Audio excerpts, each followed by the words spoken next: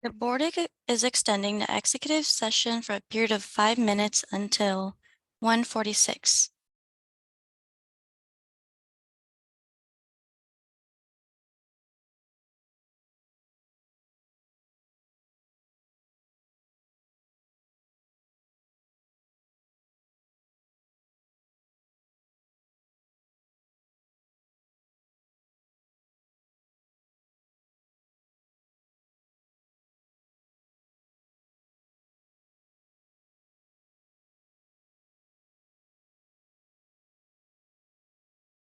Oh, yeah, there. Yeah, it's green right now. Okay. Okay, so you want to move the microphone closer to you because they're pretty directional and short. Okay, If you can hear yourself, I can't hear myself. Maybe I should push this. Okay, yeah, There now you I go. can hear myself. There you go. Okay. I have a slide, like 14 slides, so I hope to talk for about 12 minutes and then take questions afterwards. And so Okay. When the slideshow shows up, I'll start. So my name's Larry Wood. I'm a local developer. I've been in construction in Cowlitz County for a little over 25 years. I'm really excited to be here. This is an idea that I'm very passionate about. I've been planning, I've just had these ideas, and it's really an honor to even be invited to be just a little part of this workshop. And so I don't know every answer. I know a lot of the questions. I understand many of the obstacles. I'll show you some of my successes, and I'll admit some of my failures, because every project I've done, most of the time I've had success, but I've always could have done it a little bit better. And I feel like it's a very unique opportunity, because I believe this is one of the biggest, my wife's actually on the board of the local housing authority. And we don't talk a lot about what the board talks about, but we do talk about affordable housing. And it's just the biggest challenge. And especially, I think for seniors, it's a big challenge. And so anyway, in your housing plan, the next slide talks about, I'm going to read off because yours is going to be better than mine. So just from the task of the county housing plan, and I'm kind of highlighted the main things. What I believe that I'm talking about, what we're talking about today, references county-owned vacant properties and land, which as a developer, I can't believe how many municipally held really key pieces of property there are around town, and not all of them are utilized. And I thought it was really wise of your plan to talk about making a list of those properties. And then I love each one of these as they go on, because to collaborate with cities to provide opportunities for publicly owned assets to participate in programs that are related to the plan, that's a big deal. And, you know, when I come looking for a profit, like a typical developer, I have no credibility to say, hey, you guys need to bend the plans for me. But this time I'm not asking for anything. I'm going to give a lot of my time, invest my resources along with you guys, possibly, if as you represent best the resources of our county. And it actually gives me a different seat at the table. And I've been fortunate. I was bankrupt in due to 2008. I didn't really understand that I should have gone bankrupt in 2009. So I held on until they came back and sued me in 2012, because I didn't really understand. So you get a little wiser after that happens, but I was overextended in 2008. And so that was a 7-year, as a former banker, you know, that was 7. And really it was on my record for 10 years that I failed. And it was very difficult to build back my development community. There was no local person I didn't pay back. There was no vendor or whatever. I mean, the Bank of Clark County failed, and then that led to my failure, but I paid back all my credit cards and all my local vendors. So I don't have anybody who's in town who's mad at me, but I learned a lot from that time. But I think that this time, to have the flexibility, the last one, to ensure that developers have flexible opportunities, and that development of cost-efficient housing products is allowed and encouraged. That's a fantastic goal of the county, but that's literally historically impossible, because we have national building codes And then we have a very aggressive state that mandates a lot of legislature driven codes. And so I find that generally building officials want to keep their good jobs. They're happy with it. They like, working wherever they work, and they don't want to push back against those two things. And usually as a developer, I don't want to push back because I'm afraid to get blacklisted because I'm looking out for only myself. But this time I want to push, and I want to see that. I want to see you guys accomplish that. I want to see developers have flexible opportunities, because the toughest people to serve are not being served. As a developer, it's easy to make money when you go for the high-end things, because cities welcome high-end things. They're always worried, to be honest, in the back of their mind, that they're creating a future slum. And they think if this is upper middle or upper end, it can't turn into a slum. But when you start doing affordable things, they don't allow it. And I'm going to tell you that I do not know of one jurisdiction in the state of Washington, and I'm not an authority on this, but I don't know of one jurisdiction that has a tiny home ordinance. Many people have web pages about tiny house communities. They're almost always RV parks with tiny home. That the state of Washington is very flexible if you build them on wheels and roll them in, but they for a foundation built thing. And if I'm going to invest in something and put my name on it, I want to be proud of it in 20 years. And most of the time, RV quality things don't look good in 20 years. But I'm really proud of the homes I built 25 years ago, still look good. I thought I'd show some of the homes that I built. And so I'm going to show my development resume. I've built 3 communities that are finished in Cowlitz County: Solo Point, Willow Point, West Point. They're all out in the west end of town. I don't usually tell people this, but I think it's relevant. I have the largest self-storage facility that I developed that in the entire county. That's how come we do so well.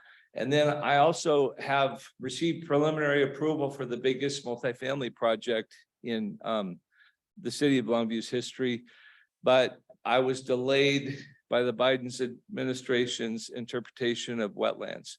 And so he just lost in the Supreme Court a couple weeks ago. So in a year or two, I'll be in good shape, and I'm not worried about it. And I'm really glad I'm not in the middle of a big project of that stature, because that's a $90 million project. And I'm glad I'm not building that right now.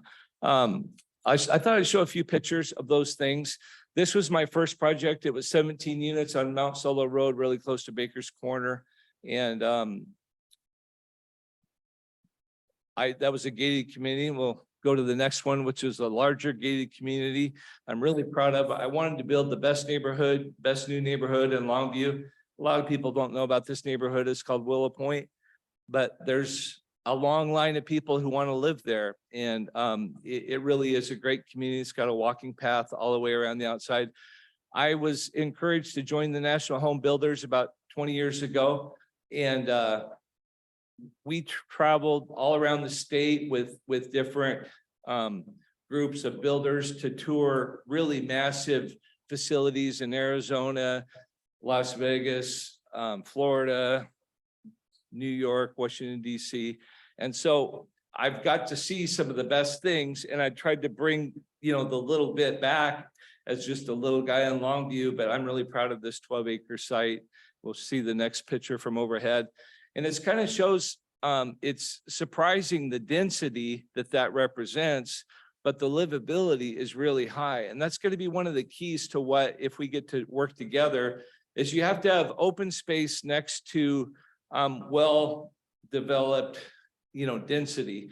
And so this was a combination of 20 duplexes and then 17 single-family homes.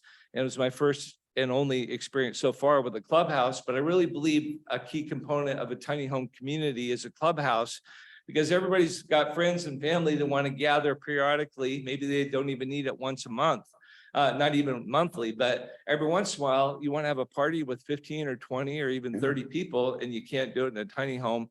And for efficiency, I might even propose putting the laundry facilities in the community clubhouse. It it really is desirable to get people talking to each other. And here there's exercise equipment. Not everybody uses it. There's a walking path where the community talks a lot, and most people do use the walking path. But anyway, that's what we did there. Let's see the next one. This is the most recent one. We've retained these. These are townhomes that are out on Ocean Beach.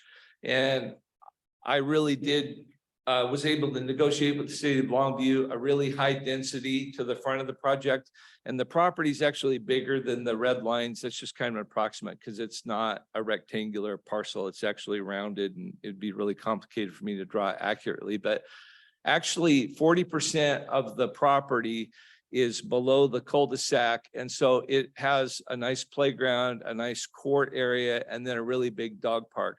And really a large percentage of the people own dogs. And this is one of the upper end properties in Longview. And we were pretty novel 5 years ago when we finished it to allow so many people to have dogs because they love having dogs there. And I think dogs kind of make life better. Also to have a play area for the kids. So it worked really well, and I learned a lot. And the next picture is going to show about style. And I think that's an important thing that people, that's a picture of my project. So I had help getting the right colors. And then we used a common trim color to tie it together. And you can see that the angle of the front cover over the porch varies because I wasn't satisfied with the original blueprint that we built. And so I did a couple phases and I ended up with 3 different plans, all look the same on the front, but they vary quite a bit. And I've just learned it's really much more efficient to repetitively build the same plan because subcontractors and everything really like it. And those were not very large units, but I was able to do multiple ones at a time. And I think that one of the key components of an efficiently built tiny home project is to offer contractors access to 10 or 12 at a time. Because, you know, if you get, what is it, an ADU, accessory dwelling unit built in your backyard, and you maybe have a hill, it could be really inefficient. You might get a really high price of $300 a foot or whatever for somebody to build it. But it's because it's really inefficient to move and to get back there. But if you on a flat piece of ground gave builders who are hungry, and in this economy, they're hungry, and I think they will be for a couple of years. I don't see things, you know, getting really great economically for a while. If you give them 10 or 12 of them at a time and they can just go one right after the other, they would look at it. It's just like, well, that's like the equivalent of 3 or 4 regular houses. And we just have to move 20 feet between buildings before we go to the next one. So I feel like it could really be done economically, but I think that shows, I'm really proud of this picture, that the colors and the themes make a big difference. And you can get great density and efficiency, but still people are really proud to live there. I'm really proud to own it. And I think that's the kind of quality where people look at that when I show them, when I travel or I'm around, and they go, that's in Longview. And that's kind of sad, but that's, you know, what people in Portland and Seattle, they don't hold us in the highest regard. I think we need to bring great things. And I am excited about this. This next picture is a picture of the large, this is the first rendition. This isn't the one that we finally got approved, but this is 25 acres out west of town, where I am entitled, mostly 98% entitled for 350 apartments. And I think that my sophistication as a builder really, as a developer, really grew because we had many obstacles and I got to work. I think because it was such a large site, 26 acres, it attracted a lot of Olympia's attention. And so I had a lot more obstacles than I've ever had with my little projects. And so, but it did help me refine my skills, my relationships. And I think it prepares me to be able to speak with some authority and greater experience on this little project that I hope that we get to do together. So I thought I'd put a slide together. I'm going to read it and go to the next one. And this is kind of the legal, well, not this, I'm not trying to be legal. I'm trying to be detailed to say what I think is important. And so I'm going to read it paragraph by paragraph. There might be questions that come back to this. And again, I'm not saying I'm the expert. but I think that this is a summary of what my expectations would be. And I try to represent the county and not only myself in what I would be willing to offer, because I'm not coming to you saying, will you please do my idea? And if I make a mistake or you choose not to work with me, that you're contractually obligated to work with me. I hope that I'm the best person for the job. I'm willing to volunteer my time and my resources and my efforts. And then I hope that you choose me.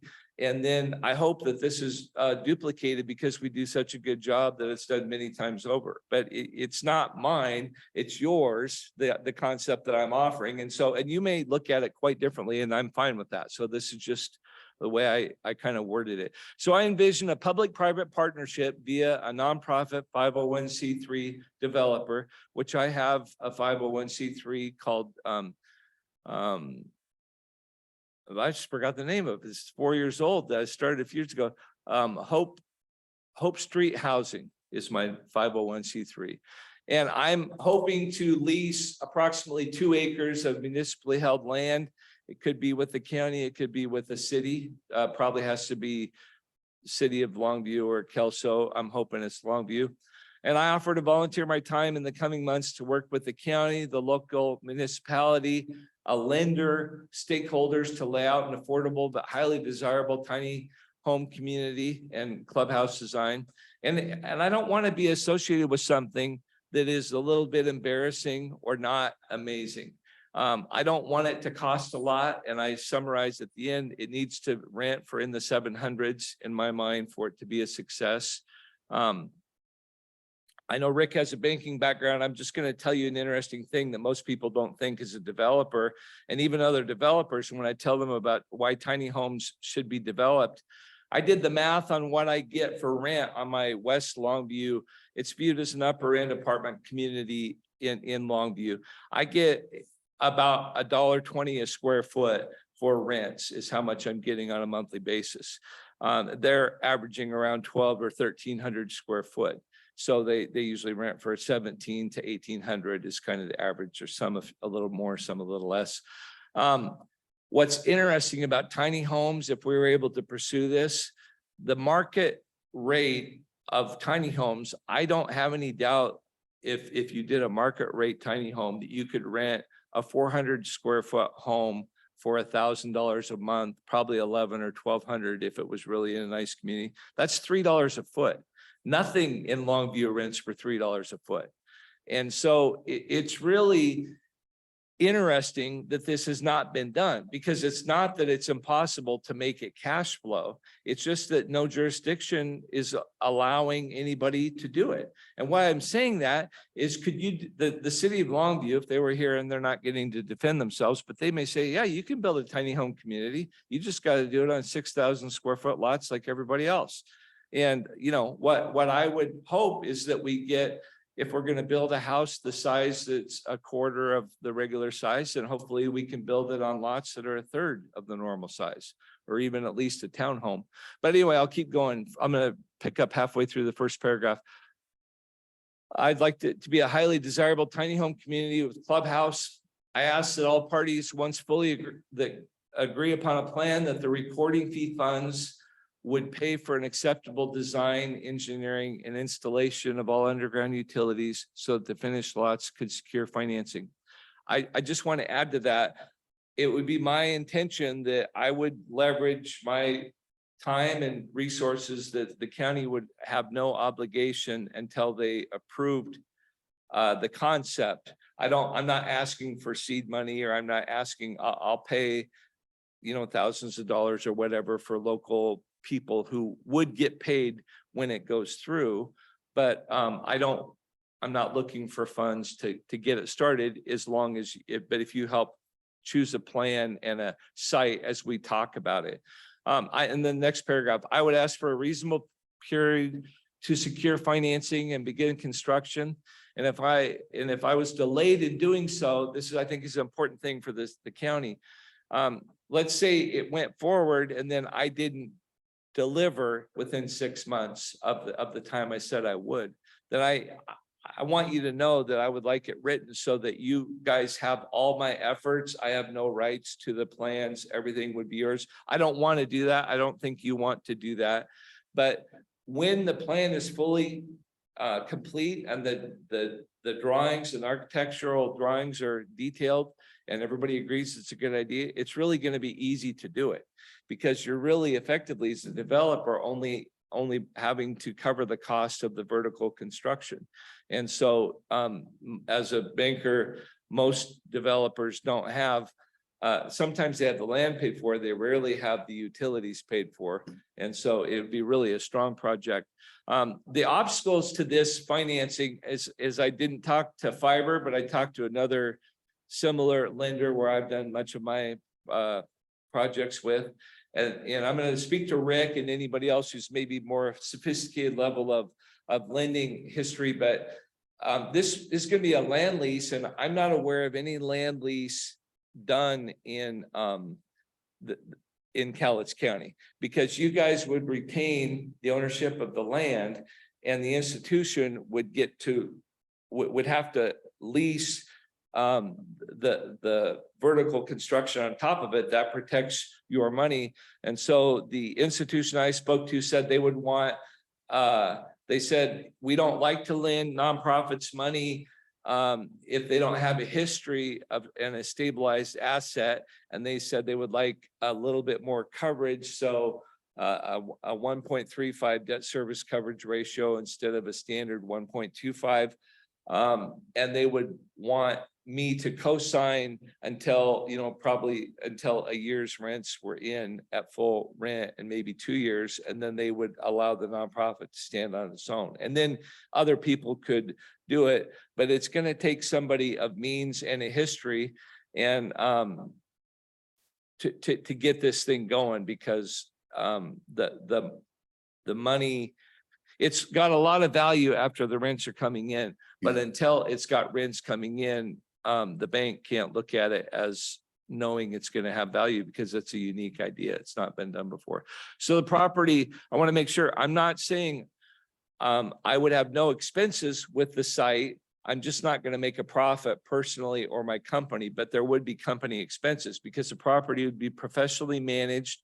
We seem to have a governor that creates a lot of really complicated landlord-tenant situations, and I can't be abreast of that. So I always use one of the local companies to help me and let them deal with the hassles that come out of Olympia. And so there would be that expense. And I think it's really important that the tenants pay rent. I don't want, there's government programs for handouts. I want to do a hand up. And one of the things I'm really excited to possibly do a 55 plus, but my dad had Alzheimer's and passed away locally a few years back. And I go to church and I see people. I was actually listening to a lady who's my age talking about her dad who's becoming very forgetful. And one of the challenges I don't want to saddle is I don't want to commit that if somebody rents from us and you help us as they become, if they suffer with mental or forgetfulness, they can become an endangerment to the community. If they leave their stove on and stuff like that, they could start a fire. So as long as they're able to live independently, I would love it and would work with them if they had a rent issue or whatever. But I don't want, if they need big memory care, we're not going to try to meet their needs. I just want to say that in advance. And so again, at the end, none of these ideas are rigid or set in stone, but what I know is going to happen is the developer, the county, the lending institution, and the city or the jurisdiction are all going to have to work together and break new ground, because it's never been done in our state. So next slide. And I'll have questions in just a few minutes. So here's, in my opinion, the three major hindrances to why this hasn't happened yet, because I'm frustrated by governmental overregulations. Like I'm saying, we have national codes. And what's interesting, I didn't realize this, and not everybody would share my opinion, even in the building industry, but a lot of people get to make codes, rules, and they basically have a habit of meeting every other year, and it's a whole long process. It's literally become an industry. And so houses have been safe since the 90s. You don't hear of any neighborhoods, even in the 80s, but especially the 90s. You don't hear of any of those houses catching on fire unless their people do stupid things.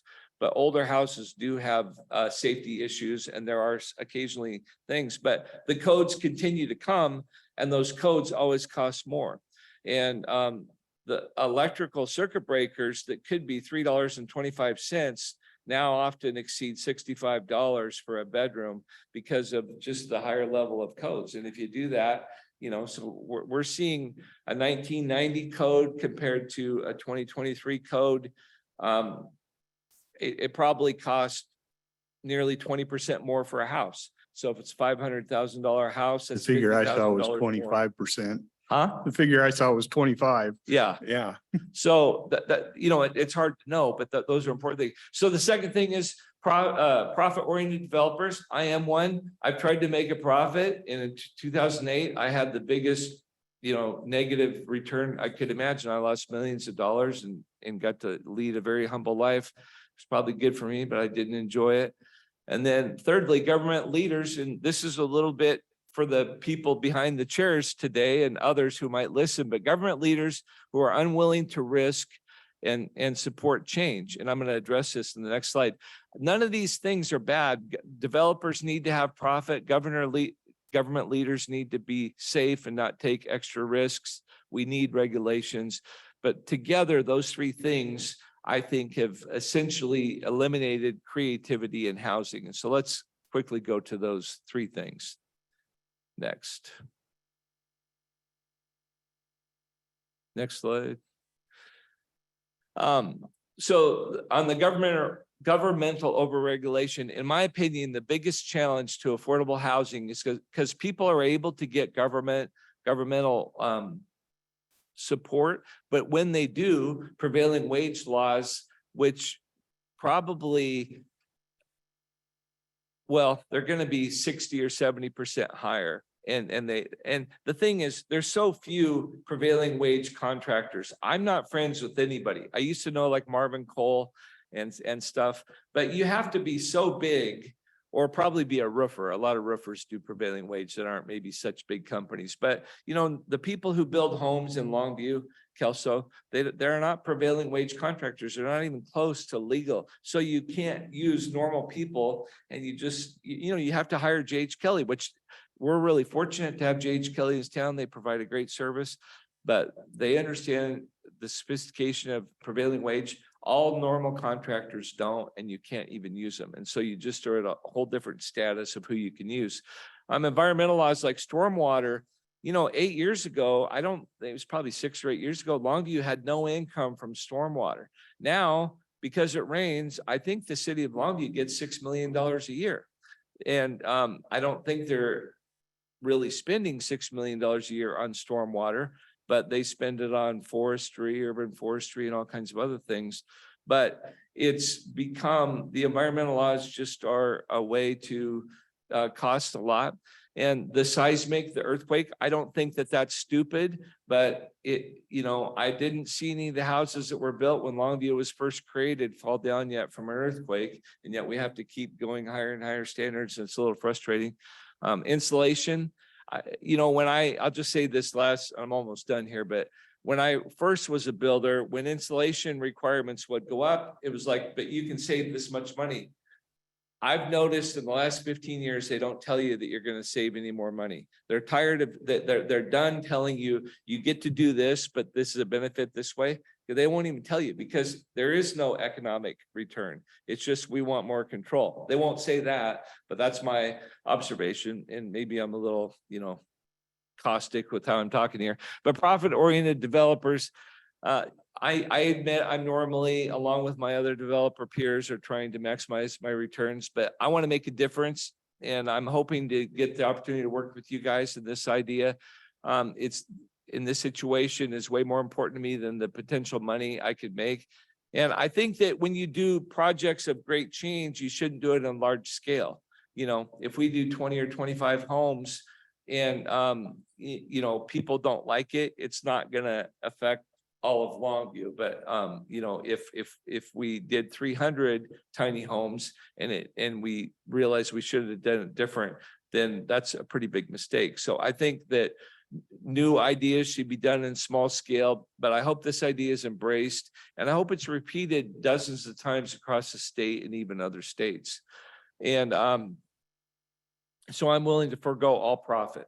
But like if I have management costs in the future, that's going to be covered. I'm just not going to take a draw from the rents will exceed the expenses. And so my commitment would be to, you know, save for future improvements as well as possibly invest in another one if that opportunity came along. So I'm not saying that the project will lose money. That's the goal. It won't have its hand out in the future. It'll make a few $100s a month or $1,000 a month or whatever that will be able to be saved, and maybe a couple thousand. But anyway, it's not going to need government support to continue. It's going to be on its own. And the amazing thing is that at the time that it's done, I'm offering 40 years. If you say less, that's fine. We could work that out. But then you're going to get, or the future leaders of our community will get a multi-million-dollar asset that will be given back, and they could sell it. They could continue it. They could say, we're going to lend this out to another nonprofit, but you got to get a loan on it. And we're going to take the $3 million or the $8 million, whatever they could get, and it could pay back these original funds. So anyway, government leaders sometimes are unwilling to risk or support change. We have national standards, we have an aggressive state government, but I believe constitutionally, you guys have local power that usually is very fearfully held and never used, but we could do things, you know, in the city of Longview, you guys all know, and they used emergency power declaration to do their little, you know, plastic house idea. And my idea is, why don't we put Ferguson in the situation that we want to do affordable housing, and we're going to use permanent structures, and have him come down on some developer that gets to build a house with 1995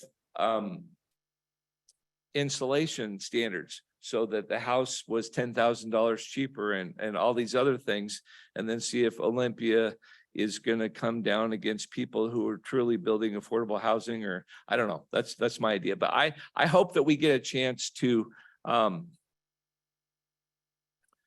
do something that's a little bit pushing back. I don't want to do, because like they're going to say, if we do a 55 plus housing, maybe we're targeting people who can't afford cars. So maybe we should be able to go to the city of Longview and say, there's not going to be anybody that has a car. When they buy a car, then they get to move on within 3 months. So we don't want very many parking places. We have to have visitor parking.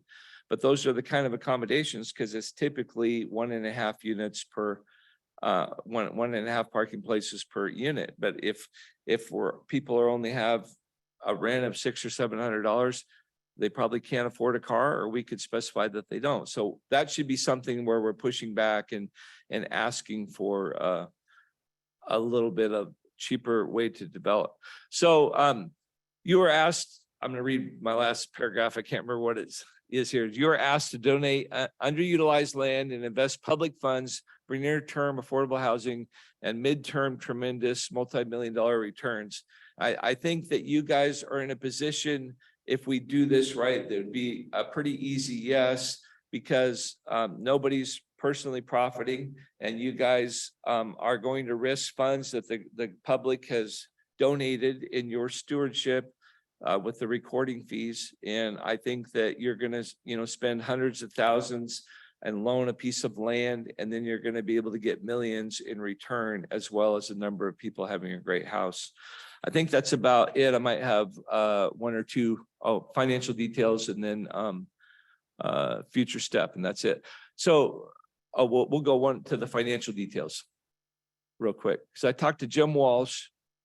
I requested a legal opinion from Jim Walsh's legal team, who confirmed that it should be possible to use government funds underground and on utilities, and then use private funds for vertical construction to avoid prevailing wage rules. So I've had many conversations with Jim Walsh in his office, and I'm not a lawyer, but he said that he felt like that's possible.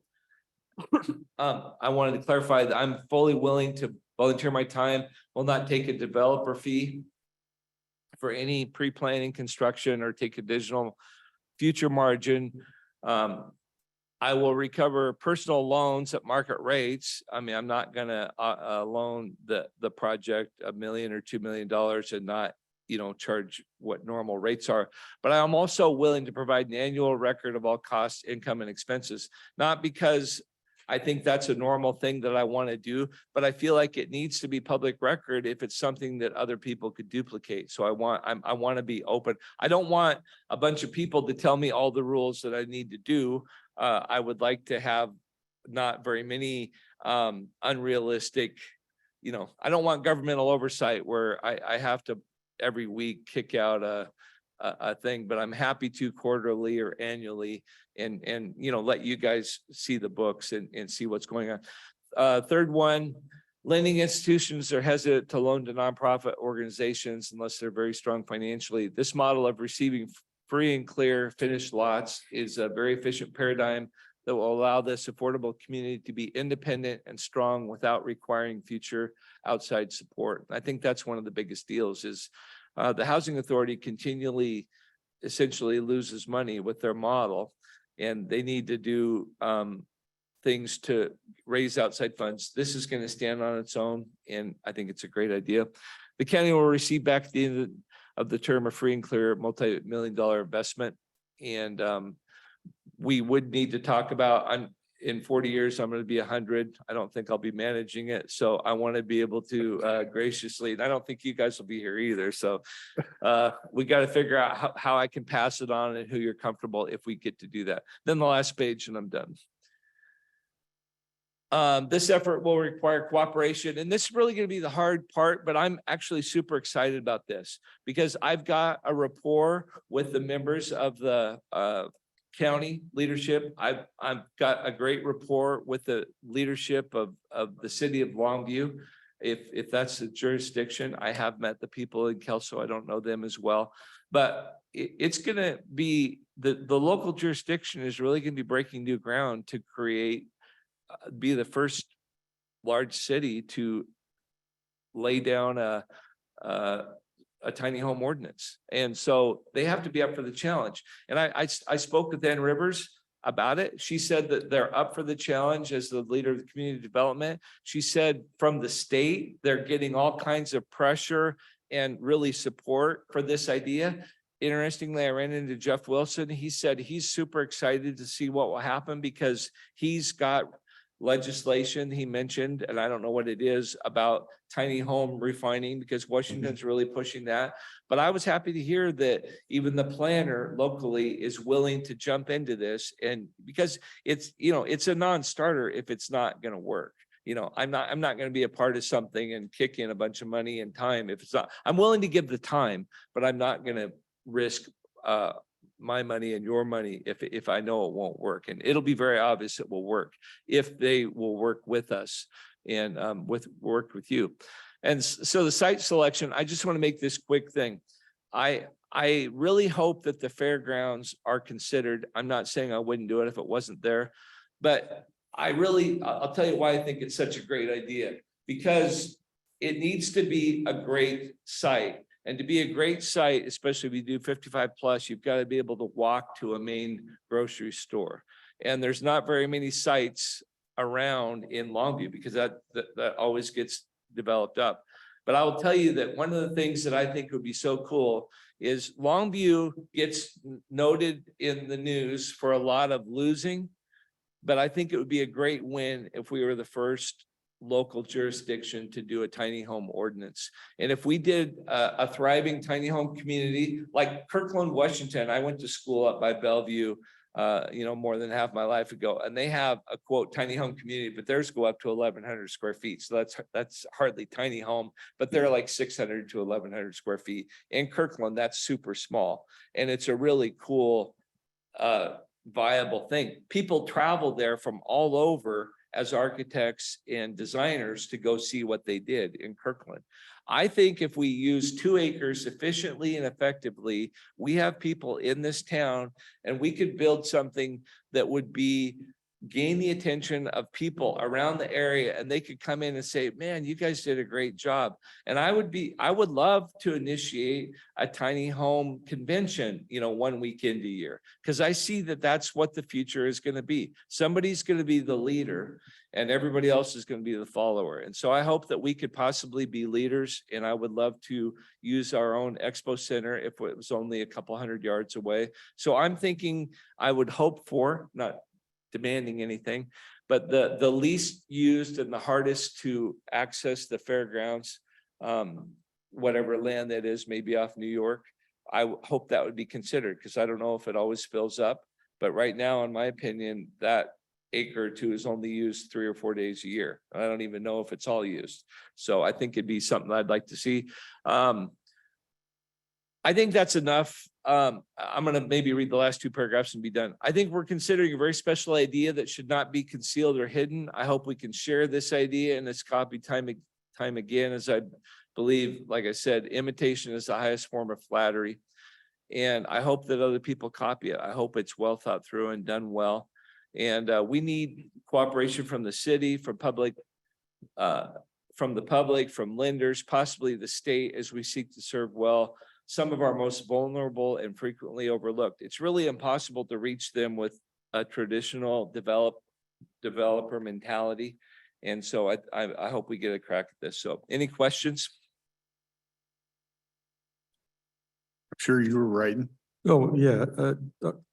Why don't you go ahead, or? I don't have a ton of questions. We've had conversations on this before, and I agree with you. I think I'm not afraid to step outside the box and try something new. I've watched us do the same stuff over and over, and we don't get anywhere. And I know these type of communities when I lived up in Longview, not necessarily tiny home communities, but when they're these communities and they have these centers for everybody there, they thrive and they do really well. I can't see that this would cause us any. I just don't think it would fail. I think it would succeed and it would flourish, and I actually think there'd be some demand for more. So I'm just speaking for myself, but I would love the opportunity for us and you and probably the city to sit down and see how we hammer some of this stuff out with our building and planning folks and do some of that. What I feel like it's all going to start with a piece of property. Yeah. I mean, if you guys would be willing to offer up a piece of property that you own, I know the city of Longview, they might even have a piece of property that could be used if we approach them. But yeah, that it's all going to start with a piece of property, because some of them are a no-go. I mean, there's more affordable property out in West Longview, but you can't put on the bus line, if they're 5 miles away or 2 miles from Walmart. I don't think it's so great. It might be a good additional site, but I hope that this first one is walkable distance to a grocery store for an average, senior. gotcha. That's what I hope. Yeah, I agree. That's probably a good start. If they can't afford a car, I mean. Yeah, there's overload here, and I would have typically interrupted and asked you specifically along the way. Having done that, having not done that, I've got a jumble of notes based on kind of your comment, Mr. Chairman. Neither he nor I are afraid of stepping outside the box. What I am afraid of is picking winners or losers and institutionalizing a process that will ensure ensure the model that will fail in some form. And so I want to understand the model completely. For example, a thing you mentioned proudly that there would be rentals below market. Well, how do you decide who's going to qualify for that?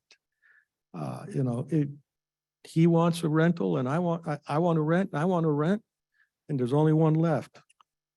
Well, that, in Washington State, that's a big litigious topic. Right. So I would say the devil's in the detail in a whole bunch of this. Right. Some of the easy fruit in terms of complexity is we don't legislate any of the building codes per se in the cities. And I don't think I have any intent to tell the city of Longview how they should do anything. I agree. And one of my other fears is when I have a brand new automobile, I take very good care of it. But after the first scratch and the next ding, and after a while, it looks like my usual cars.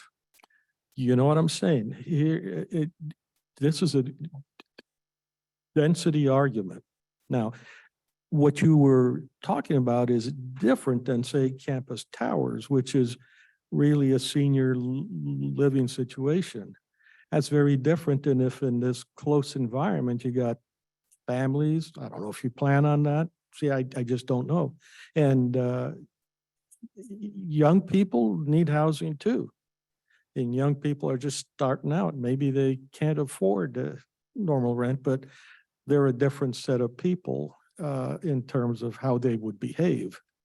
And then there's this whole thing, how do you maintain this over time? I think we've talked before, you've got concepts of an HOA and a property manager. If you retain ownership, you don't need an HOA because you're essentially a benevolent dictator.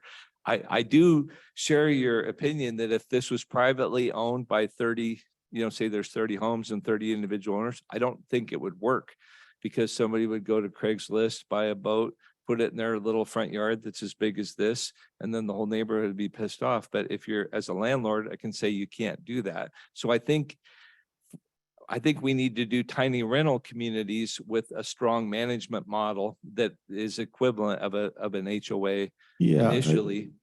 I'd like to see an end game plan. In other words, I don't think government should be in the business of competing with other landlords. And I'm not sure where this model fits in there. It's somewhat of a hybrid.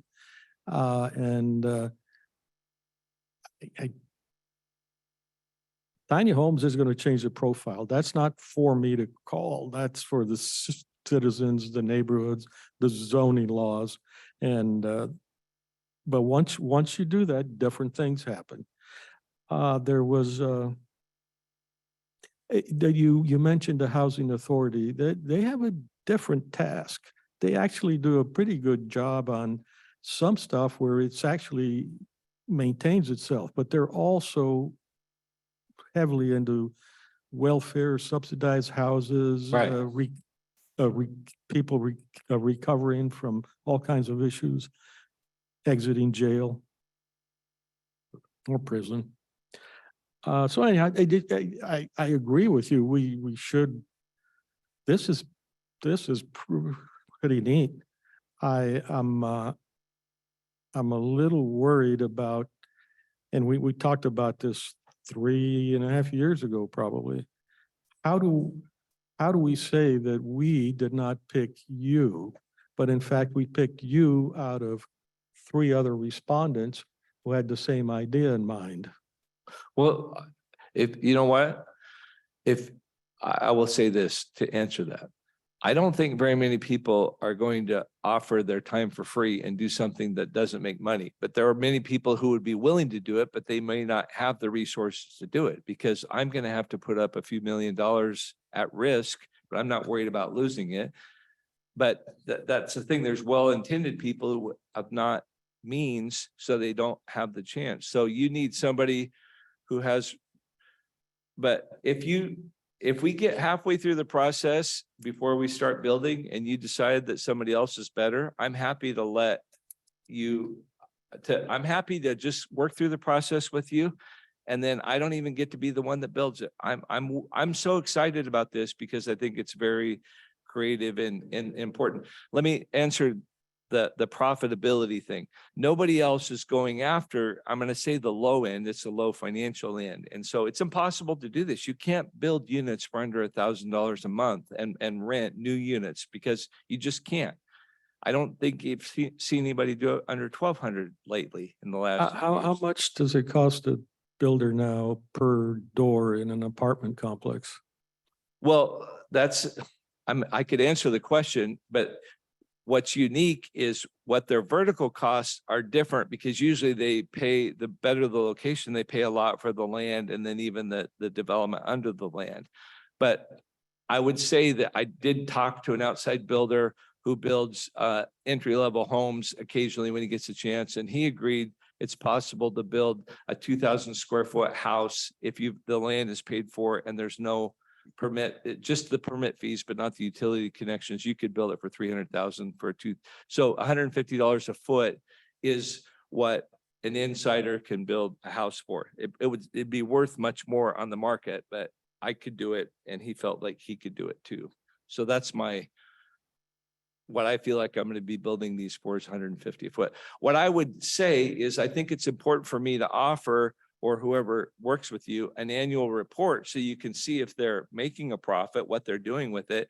But Rick understands if I'm advocating a 1.35 debt service coverage ratio, unless I'm cooking the books, he's going to be able to see if I'm making more than a 1.35 debt service coverage ratio, and so that's if it went up to like, I make way more than that on my existing properties because I've been able to, and I built them at the right time, and I make more than that. But on this project, I'm going to keep it because I mean, Jesus said, there's always the poor among you. You're always going to have the poor among you. And so there's probably hundreds of people who'd love to pay $1,000 a month, but there's definitely hundreds of people who are going to be struggling to pay $700 a month. And I think that this project has to target those people. And so you need somebody who you could trust and that you have some accountability. And I feel like maybe even on a 5-year basis, if I'm not following through what I said, then maybe, I don't know. I don't want to create a bunch of legal hoops for myself or you guys, but I want to be open and show how profitable it is. Yeah, this would be a long discussion. I think the fairgrounds are going to be something that you'll find will have a lot of pushback. Well, we might find it has a lot of support too. But I think if the public spoke, that would be great.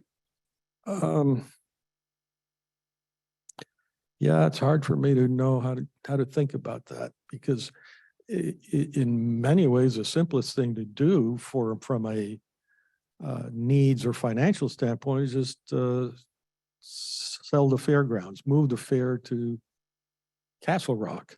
And I'm glad I didn't say that. No, I know, but you see what I mean?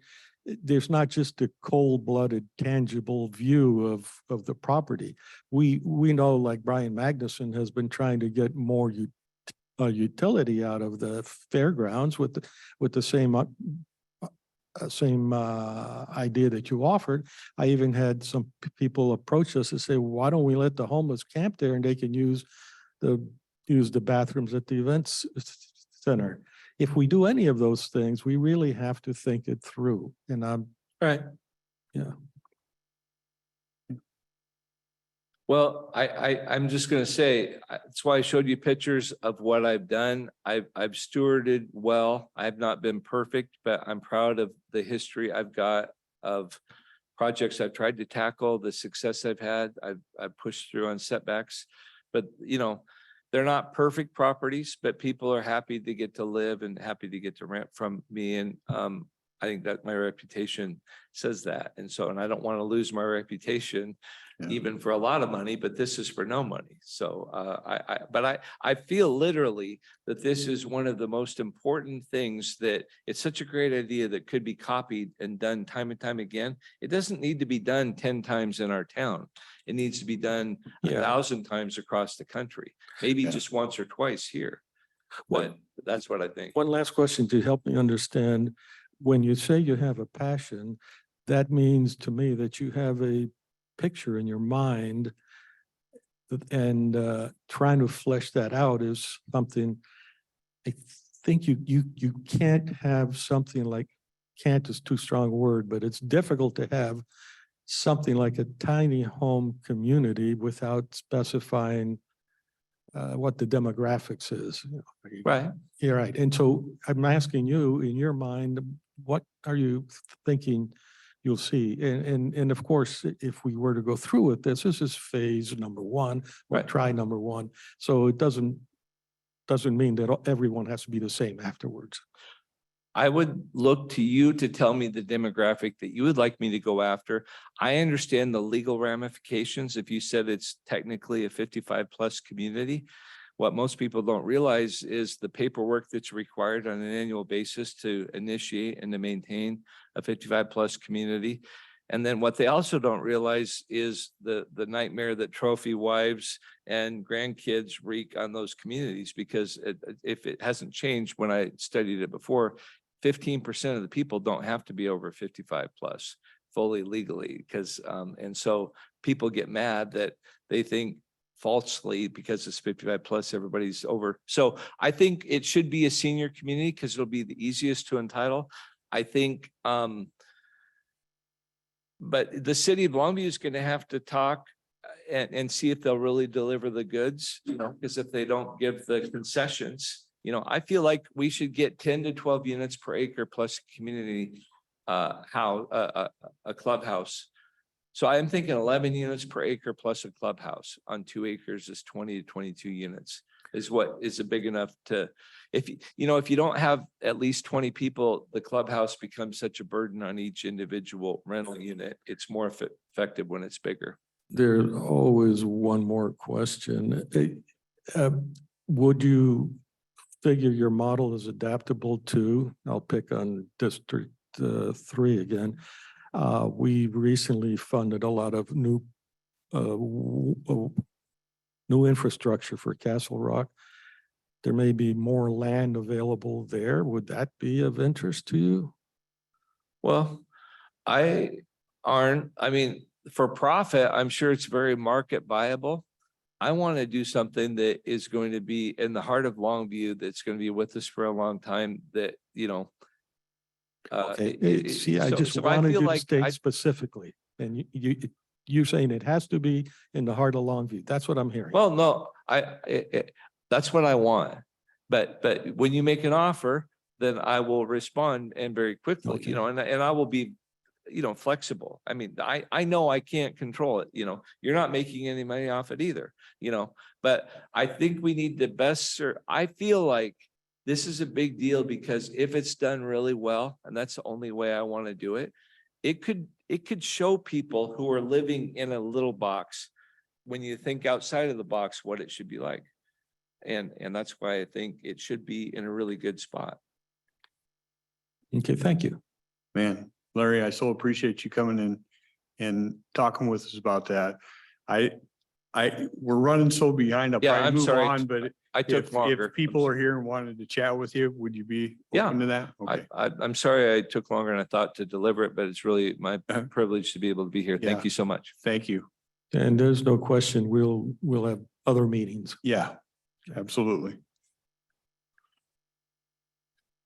Okay. Sheriff, do you want to go?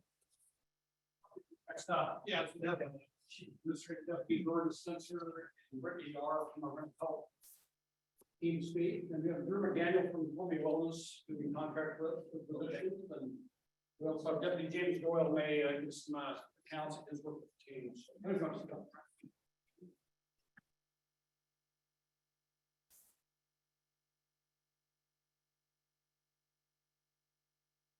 Okay, you hear me okay? Did anybody want to use that desk? We'll see. Okay. Good answer. So we're just here to kind of rehash here. Last year about this time, we worked out an agreement with Columbia Wellness to enter into a contract with Columbia Wellness to start up a behavioral health unit that coincided with the sheriff's office. And that's kind of an update on how that's going. And then also to kind of discuss moving forward, because that contract does end at the end of the year. Just again, to rehash, we signed this in June of last year. So we're just coming up on the year that it had been signed. We're slated for 4 positions, a master's level, a bachelor's level, and 2 SUDP, which is substance use disorder professionals. Our first hire didn't actually occur until the first day of August last year. And then we've got our 2 other professionals hired midway August last year as well. We did hire a 4th person who actually only lasted a few weeks with us and then moved on to something else. And then in working with Columbia Wellness, it took us a while to find our 4th individual. So in reality, we've actually only been up to full staff since February of this year. So it took us a while to find all the individuals that we needed for that position. We've integrated it with our patrol deputies. The prosecutor's office has been gracious to allow us to utilize a vehicle that belongs to the prosecutor's office for the behavioral health workers. We also borrow some of their office space so we can house the unit all in the same office. The program itself is working out really well for our agencies. At last record, if my numbers are correct, we're looking at about behavioral health unit responding to about 10% of the call volume for the sheriff's office. And a lot of that is also the follow-up that they're allowed to do. And I'll let Brittany talk more about that here in a minute. They provided training to our deputies on the resources that they provide, the things that they can do when they respond out to a call with us, or they can respond out to a call instead of us if the situation dictates that it's safe to do so. They've also met with all the local police agencies and allowed or given the opportunity to utilize them if need be, and just let them know that they're available for calls for service for individuals. And I believe you've also met with one of the fire departments as well, because there's been some medical calls that aid crews have responded to that actually turned into be more of a health crisis issue than a medical issue that they've responded to as well. And so the rest of that, I'm going to let Brittany talk a little bit just kind of about her unit and some of the successes that they've achieved. Okay, I don't know how these work. Can you hear me? Okay. Hi, so I'm Brittany Dahl. I'm the MHP lead for the county team. I have a master's level in marriage and family therapy, and then that's what my practicing license is in as well. So I'm going to start with some of the statistics from Columbia Wellness's end. Since August of 2022, we've had 273 face-to-face outreaches, and then a total of 1,269 follow-ups. Altogether, we have reached about 184 people. This doesn't include the statistics from May, but if I had to guess, I would add about 15 more people to that. In August of 2022, and this is just kind of giving you a comparison of how we've grown since August. So in August, we met with about only 14 people. September, it was only 19, and now we are averaging about 30 to 35 contacts a month. And then how we've been helpful to the officers, the feedback that we've gotten from them is that we can help with, for lack of a better term, frequent flyers that will call into dispatch that are suffering from mental health symptoms such as delusions, paranoia, schizophrenia, and we can absorb those calls for officers so that they can focus on priority calls. When we arrive to a scene and the scene is determined safe, officers are able to leave and take those priority calls, and then we kind of follow up with the individual afterwards. And then we are also, Jordan already mentioned this, but we're also providing assistance to AMR when something is both medical and mental health or substance use related. Some of the types of resources that we connect people with include drug and alcohol treatment, mental health treatment, food boxes, clothing, household items, limited transportation, like getting them to really important appointments to the DSHS or doctors, connection to other agencies that can better assist them in ongoing needs. And in some cases, we've been able to help with housing, although we know housing is a struggle in the county. So, and then I have some success stories to share. So the first one, BHU responded to Castle Rock to an individual that historically on and off had contact with law enforcement. Upon arriving at the scene, 2 natural supports shared that the individual has a history of drug use, and current drug use was unknown, and a history of mental health struggles. The individual was exhibiting aggression and making unsafe statements. Ultimately, this individual was ITA'd. However, and I was actually on the scene for this one, I was able to connect with that individual one-on-one before she went to the hospital. And afterwards, she followed up and said, I really enjoyed meeting you. I really want to get connected to ongoing treatment. So that connection on the scene led her to reach out and seek ongoing supports. So we connected her to mental health treatment.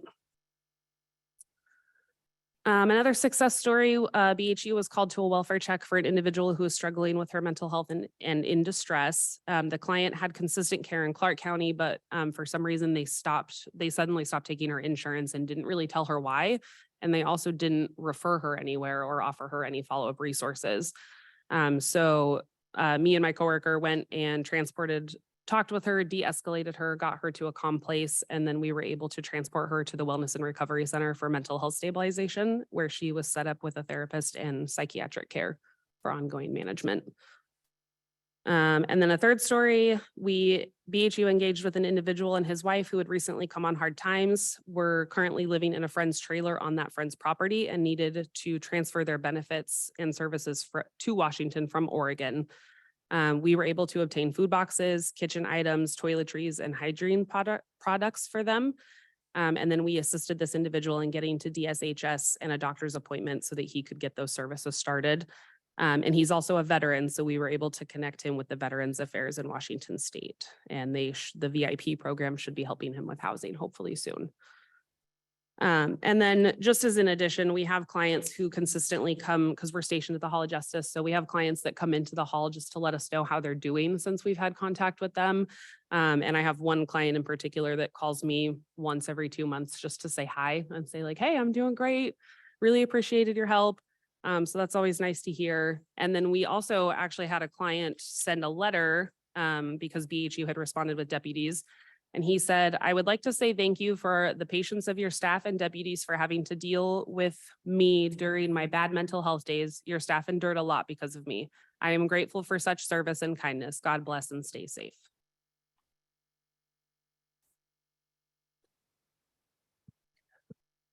One of the things that we wanted to track, other than just statistics wise, was what benefit that this unit was for, just not only for our deputies, but also for the community. We are not mental health professionals, and sometimes we're tasked with that role. And unfortunately, we don't have the resources or the knowledge that the actual professionals do. And so it's great to see that the individuals that sometimes we contact, that we respond to, and really, especially if there's not a criminal matter we can't do anything about and we move to the next call, that now we actually have a resource that we can utilize. And they're great about even taking a follow-up email. Deputies will email early in the morning hours and say, hey, I responded to this incident with this individual. Are you willing to follow up with them, reach out to them and see what services you can provide? And that happens on a regular basis. And I believe Deputy Doyle can attest to that. As well. Yeah, I guess it was what I'm about to say.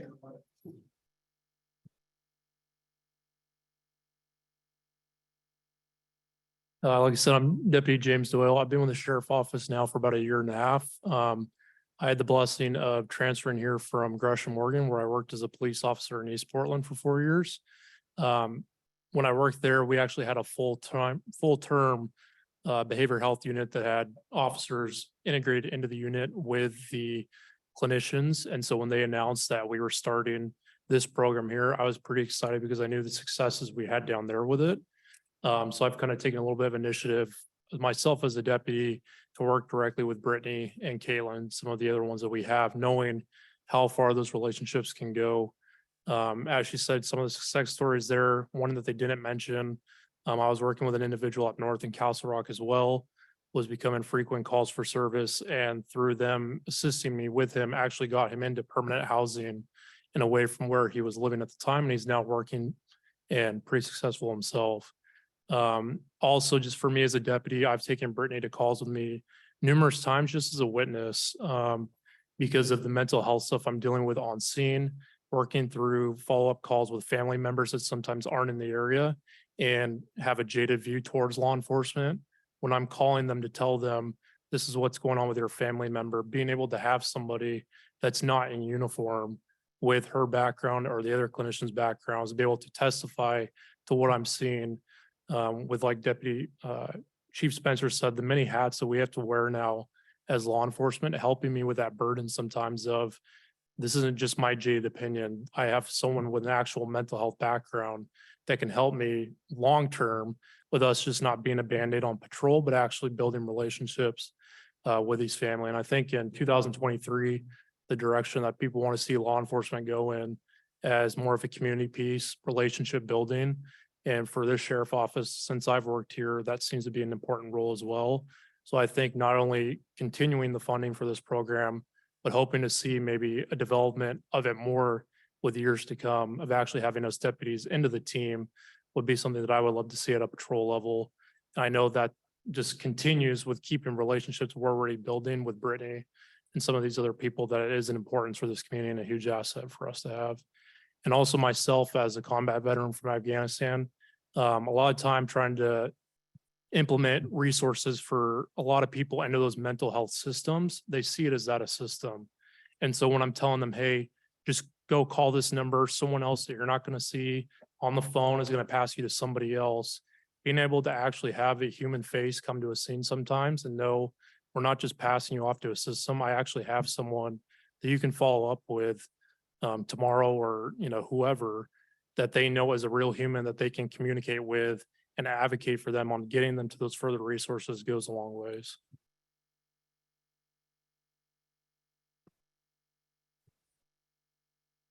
Thank you. Do you guys have any questions for us? Kind of soaking it all in.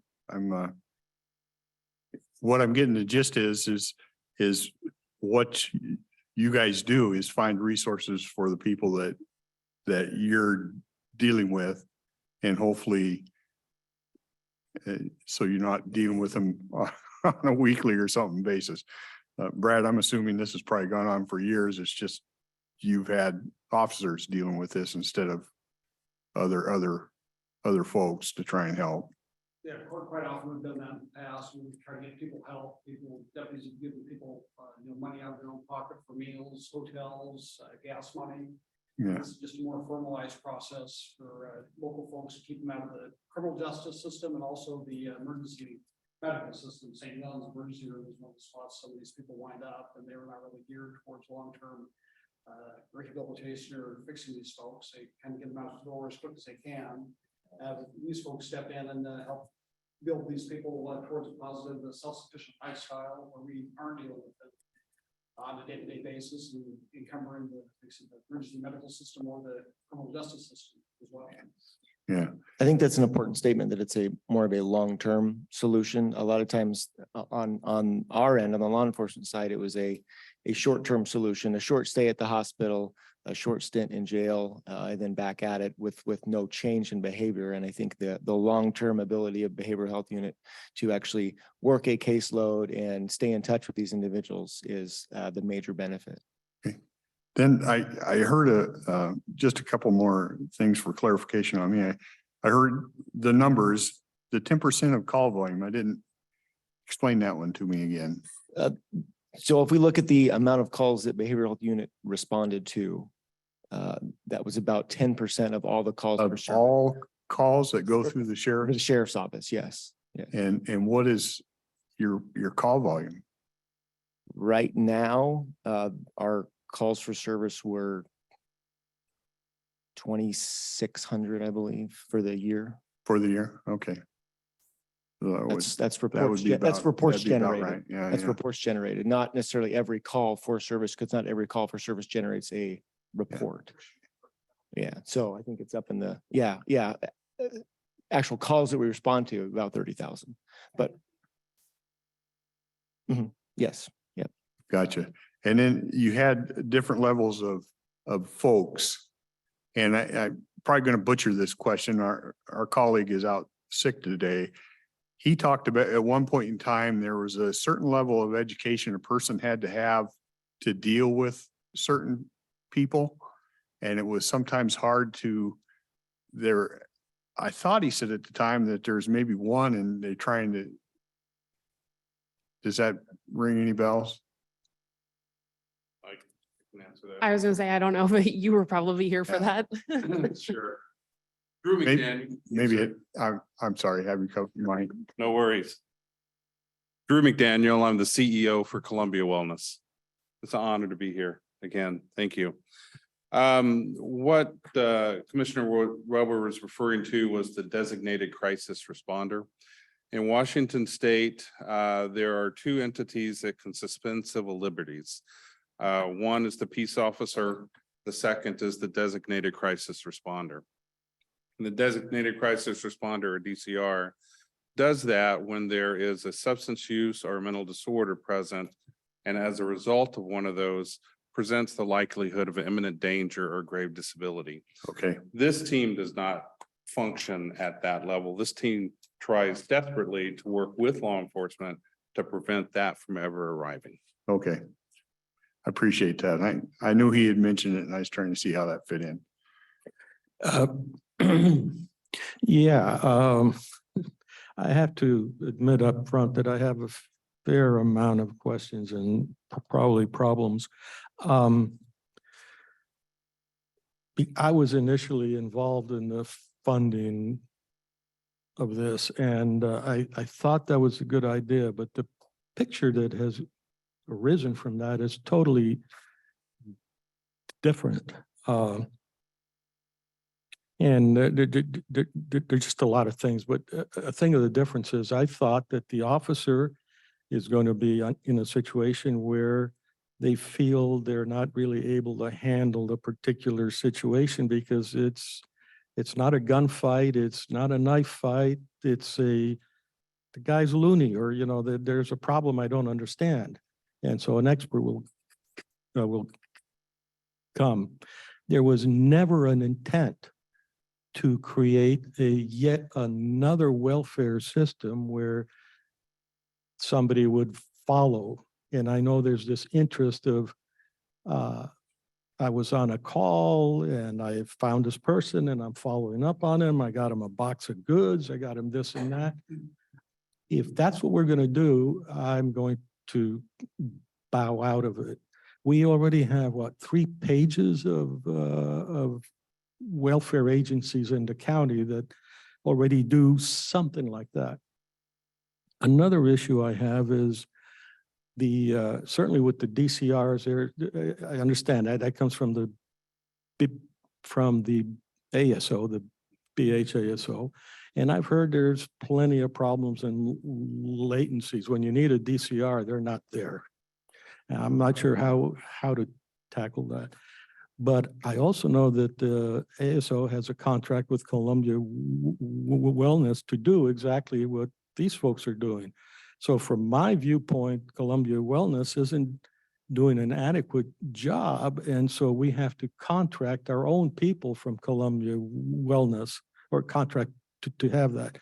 And so I don't understand the numbers. I've heard quality statements. I haven't heard quantized statements. I have no idea whether we're paying double for something or not. I know we're barking up sort of the wrong tree in many ways. Ronald Reagan said that the closest thing to eternal life is a government program. And from what I've heard here, that's the proof. We want more is what I hear. We want to grow it.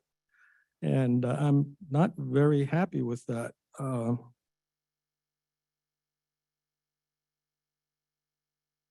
that the clients go to the Hall of Justice, I think is a problem.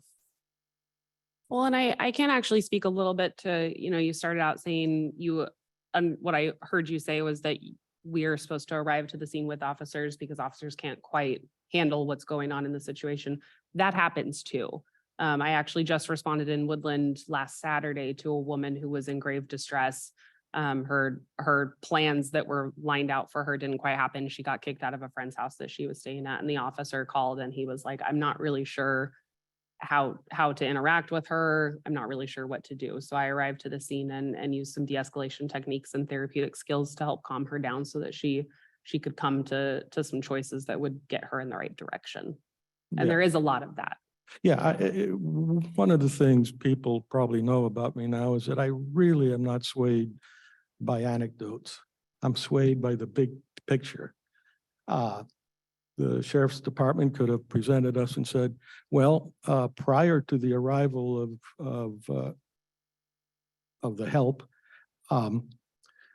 our officers spent 383 hours doing things that these people are doing now. And if you multiply out the costs, it's paying for itself at least. But I don't have any of those numbers because people seem allergic to producing stuff that I can sink my teeth in and say, okay, I can see how that plays out.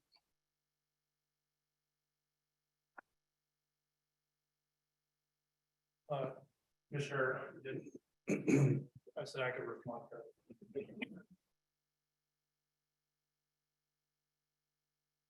Again, if I could advocate as much as I could to your response there, I You understand. need to come closer to the mic for, Apologize. Yeah. Right now. Asking for quantitative data when we're talking about human beings is part of the hard part of law enforcement. As much as I wish our job was dictated by numbers, a lot of time calls for service come up, these things here. But the reality is that communities have spoken across the country that they want relational building law enforcement. They want a personal aspect of our job, but not an us versus them mentality. And I think the stories that we're bringing here and what I can testify to is that what they give us here with the relationships we're building with our clinicians that we have directly at our office. I'm a deputy that covers Kalama exit 32 all the way down to Woodland, all the way as far out to Cougar. For my coverage as a deputy within my team, being able to give them directly to people that I'm going on calls for service families, as far as, different things that we're seeing and allowing them to follow up with us. We're building those relationships with people that we're directly impacting with their families and the long term for the welfare of human beings within our county. And I don't know if that's something we can necessarily quantify in numbers to present to you guys. well, let me say, you must think that these gray hairs didn't put me through anything and that I fell off the turnip truck. All I'm asking for is the tangible and the intangible. You cover the intangible pretty well, or the quality non-quantified, but without an entire picture. Like, I know the community is not keen on the 0.1% health tax. If that goes away, then this will go away also. So don't sell everybody short. I'm just asking for the data. Okay, and then we can decide of the quality of life based on the data. The fact that you're trying to morph this into beyond what the typical law enforcement stuff is, I'm probably in favor of many aspects of that. I missed the concept of the local cop on the beat. But I'm really afraid of growing more and more of the welfare system. And this is what it looks like to me. Yeah. Again, I would just advocate that I don't see them as being a part of the welfare system. I see them as being a huge asset to our community in that aspect, with us being able to keep it without pushing them to the bigger spectrum. I know that you mentioned it looked like we're just taking part of Columbia Wellness and moving it to a different entity within us where we wouldn't have to use them. But I know being able to point, like I said, as somebody within the mental health system myself, not just another number or, hey, go follow up with us. We have direct people within our office that I on calls can tell them, you guys can follow up with us, not law enforcement. That's all I was having. Yeah, I'm doubtful that the time is spent in the way that I had envisioned was meant to be spent. And that's probably up to you to prove to me that in fact it is the right thing. One of the other things that you mentioned is something that if I ask, how many here want free ice cream? Everybody will raise their hand. If I say, how many of you would like an ice cream at $5 a scoop? Half the hands go down. $10 a scoop, there are no hands. The public always wants something but doesn't want to pay for it. And that is just classic. And that's why we're over 31 trillion in debt, and why the costs keep escalating and the taxes keep escalating. We're on a trip to go over the cliff. I'm trying to prevent that from happening while still not throwing the baby out with the bath water. And all I'm asking is for cooperation. Show me the numbers and we can decide. You can say, yeah, that the tangible costs are this, but the intangible are that. Did you take that into account? That's a fair game. Some of those tangible numbers are hard to quantify because they don't, when there's calls for service, it's not specific, a specific call to service for the behavioral health unit. It could be they've responded to domestic violence issues, they've responded to disputes, they've responded to mental violent and mental nonviolent, they've responded to civil disputes. So all the calls for service that we respond to, they may be required to respond to. So trying to we don't like have a specific call load for everything mental health related that we can. Oh, understood, quantify. understood. Yeah, no, I'm used to the real world. I grew up in lots of different, more challenging circumstances that anybody sees here. So I understand those things, but I got to see what you have in mind, and I don't get to see that. If I could, sir. The services that Columbia Wellness provides that are funded by the Great Rivers ASO are a different level of care service. They're a higher intensity service. They're designed to reduce hospitalization, to also encourage step down from hospitalization. These individuals are not out there stepping down hospitalizations. The mobile crisis team takes that to try to reduce the level of inpatient treatment that a person receives. I think in any community in Washington State you go to, there is a designated crisis team that will still tell you, no matter how many individuals they don't have enough to serve the need.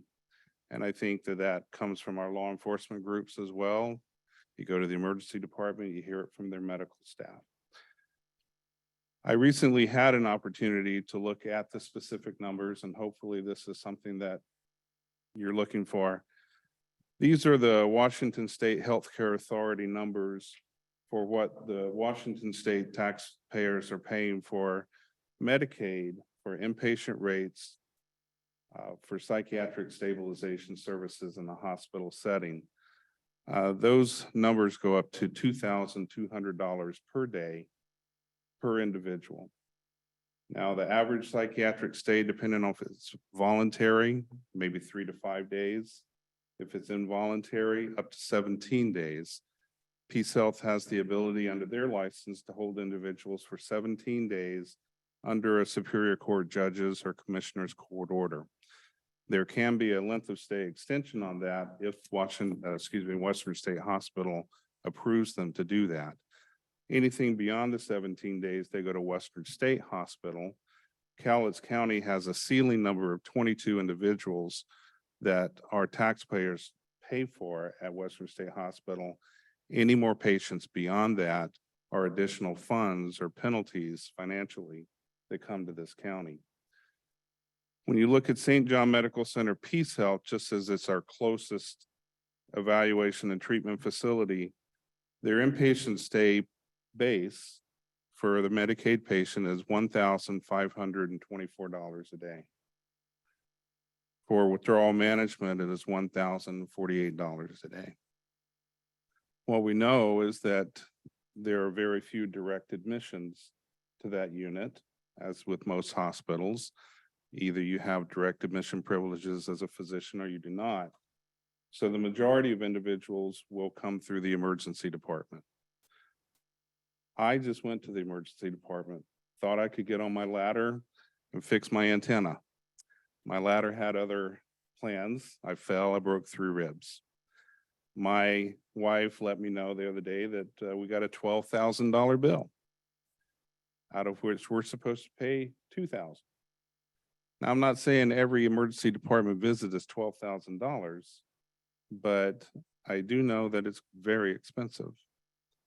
And so when you look at individuals who are utilizing our highest level of resource with law enforcement and 911 services, taking them off of maybe a more pertinent criminal case that they need to be involved with, using those resources to transport to an emergency department, where a series of laboratory tests, medical clearances, evaluations from the medical staff, social work staff,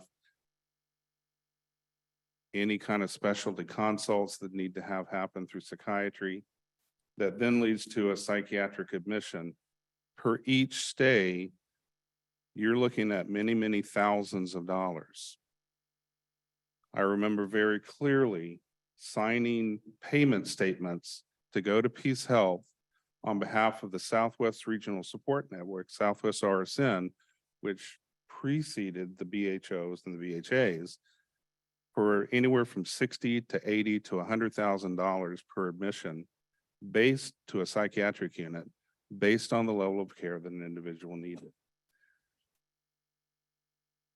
We know statistically in the United States that up to 75% of individuals that do find themselves on the 911 radar have either a mental health disorder or a substance use disorder.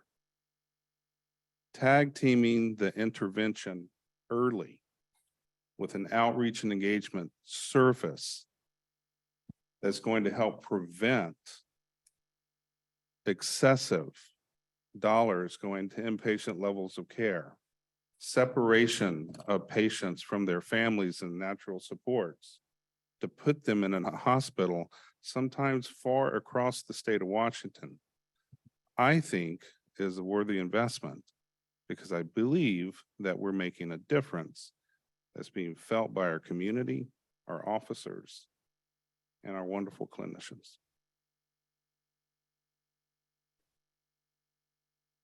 I think I've heard that maybe a dozen times before in similar and somewhat diverse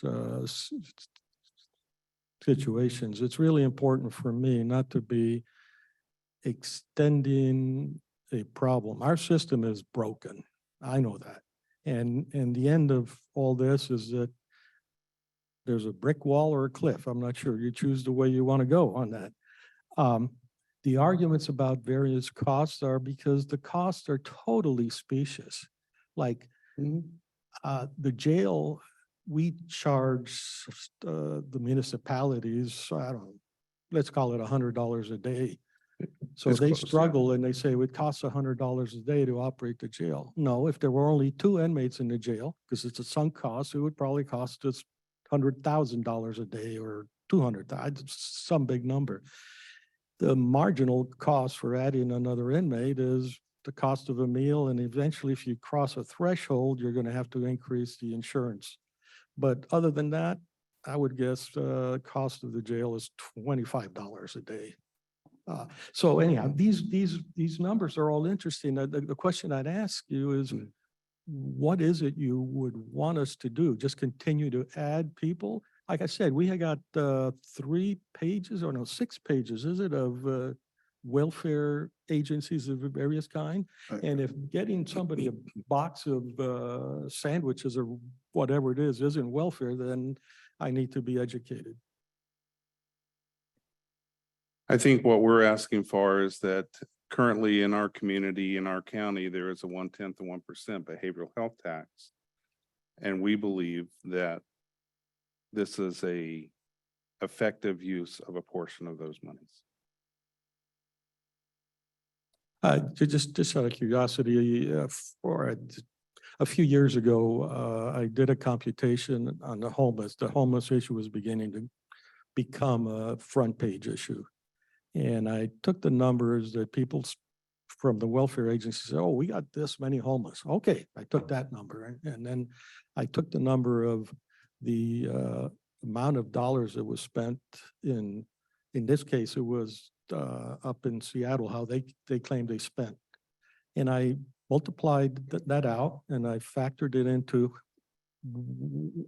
were I to ask every household in Cowlitz County to give me the money so that we wouldn't go negative on that, I would have to get anywhere from $1,200 to $1,500 a year out of each household in Cowlitz County. Can you imagine what would happen to me if I knocked on the door and say, hey, by the way, do you have a $1,200 I can take to take care of homeless? I'd have even, my teeth would be chipped even further. So, I mean, that is basically the truth about everything is good until you figure that you got to pay for it. If I may add something too, from my perspective, I feel what makes the BHU unit different than a welfare system is that we are the advocates within the system for these clients. We are the ones going in with them to advocate on their behalf. Maybe they don't know the right lingo or they don't know the right things to say, but we're going into the systems with them versus just being another system for them. Yeah, just as an anecdote, since you might think I'm totally Neanderthal, I 3 weeks ago or so, I was at a board meeting of I think this was area agency on aging and disabilities. And by the way, it's interesting if you look at their budget and the balance sheet. Anyhow, when the meeting was done, it was in Vancouver. I'm heading back up here and I get a phone call. I answer it and it's from a constituent who is a little bit confused, but he wanted help. And I finally figured out, I'm going to bypass a lot of detail. I finally figured out that he's in a hospital in Vancouver. I went to the hospital in Vancouver to see him. Why? Because I fully understand that people need an advocate.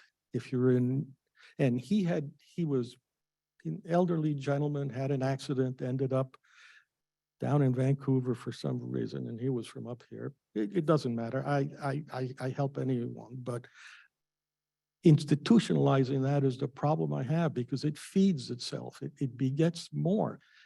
I used to use the analogy, if I repair a pothole, it doesn't beget one more pothole. But if I give a free hot dog today, I'm going to have to give free hot dogs tomorrow, twice as many. And then it just escalates. And we all have to be part of the solution and figure out what it is we can do. But we can't do that if we don't have the data. If we don't fully understand what things cost, and cost is everything that's on the table.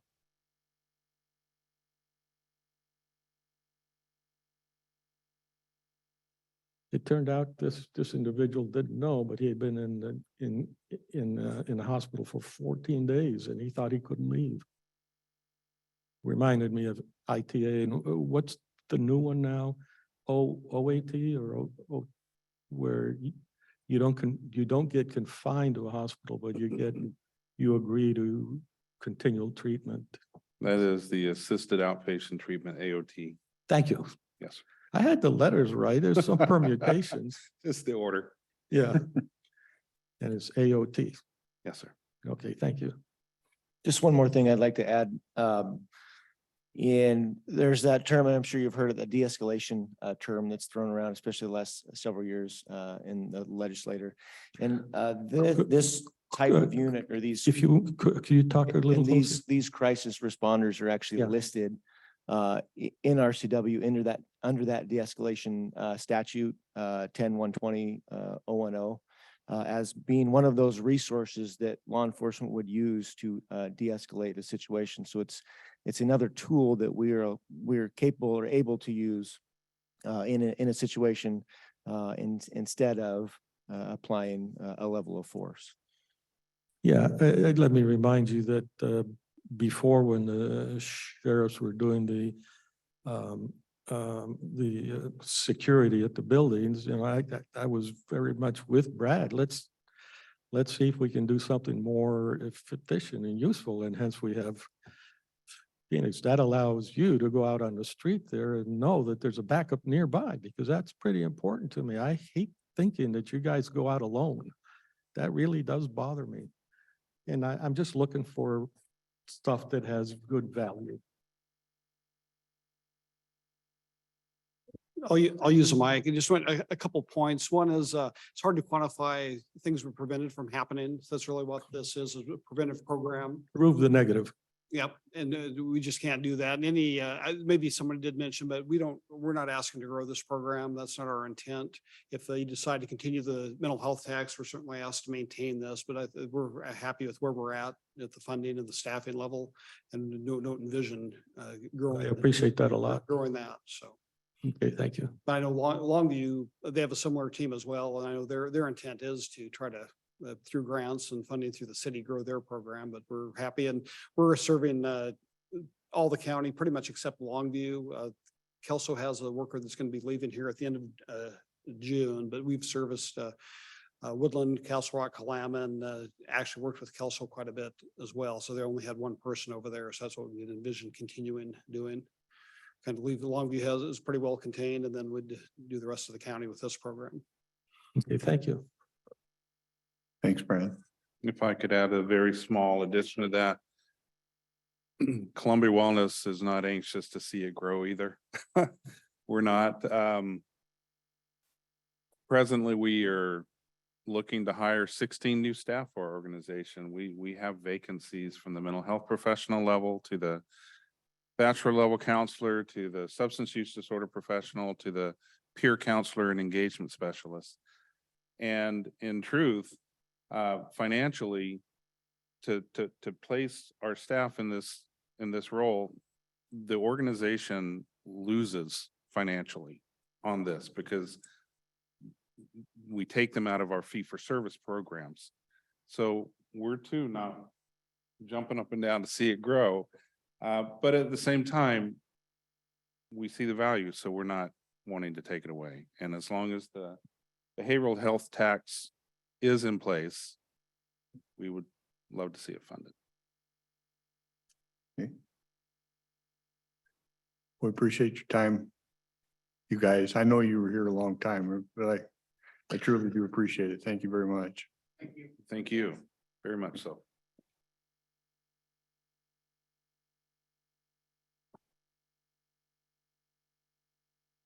Ryan.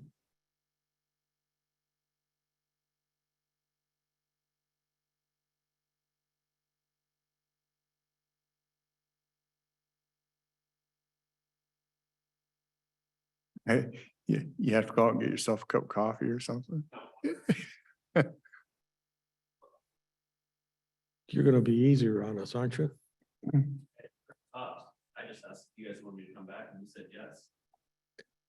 That must have been a mistake. Remember, I had to leave to go to court. Oh, yeah, that's right. Yeah. It was a personal repartee.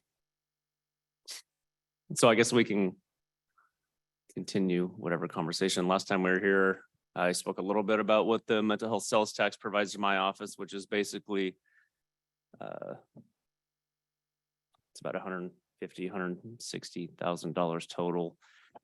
Primarily, it funds one deputy within my office to deal with therapeutics, mental health, substance abuse. And there's about 4 or 5 positions where there's very minimal contributions, like 0.02, 0.05 for various staff, including 0.01 myself, office manager, and then some of the paralegals who do all the processing and paperwork. So primarily, as related to my office, it funds one deputy prosecutor, which obviously, when I say therapeutic courts, you know what those are. So. And that's to deal with drug court, right? Drug court, mental health court. Yeah. I also utilize that person. Well, since that thing called COVID, and then what we've tried to address through backlog, it's taken some twists and turns, but generally speaking, yes. Drug court, mental health court, ITAs, diversions, things of that nature. The way I look at that is it's a job that has to be done. And so we're only going to be discussing about how we pay for it. Yeah. And Yeah. I typically would have preferred using mental health tax dollars for something that I thought would materially apply to the individual. So you're saying this person needs to stay at Western States and it's going to cost this much. Okay, we would do something like that. But this is a valid Or- use of some fund. Or training or something like, I mean, or training or yeah, right. stuff like that. A hand up. And I'm totally with you on that. I agree it needs to be done, but it's what I was talking about, I think yesterday or the day before, it's an operational cost and we just got to figure out how you fund those things. Yeah. Okay, there was no question there, but I mean, the fact that obviously therapeutic courts exist, which I think the first one was in Florida in 99, if I recall. It's just further evidence of your earlier statement, the system's broken, the mental health system, substance abuse system. And the reality is the criminal justice system has become the dumping ground for everything mental health and substance abuse. So, And consequently is broken. but obviously therapeutic courts were created to, I think Judge Warning used to use the term off ramp from your standard criminal justice process. There's certain benefits to my office that they also create as well. But, obviously the fact that I support it as a overall, way to address certain cases within the criminal justice system. I mean, I can't remember what percentage he said on, calls on individual, criminal related matters where there's substance abuse or mental health, but it's clearly the vast majority of, calls that either they get or cases that, ultimately get referred to my office, either, through an investigation, back charge or arrest from the night prior. You try to do actual hour accounting, right? So I spent 2 hours on a case that involved mental health. And so you charge those 2 hours. Me? Charge you? Well, when one of your staff fills out a time card. No. What I'm driving at to ask is, there is so much of stuff that could fall into that category.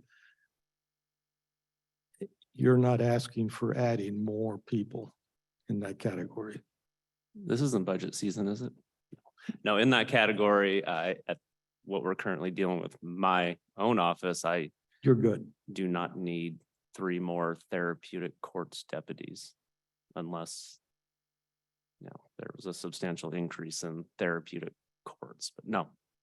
But the current setup that we currently have, I do not need additional resources tied to the 0.1% of mental health sales tax dollars.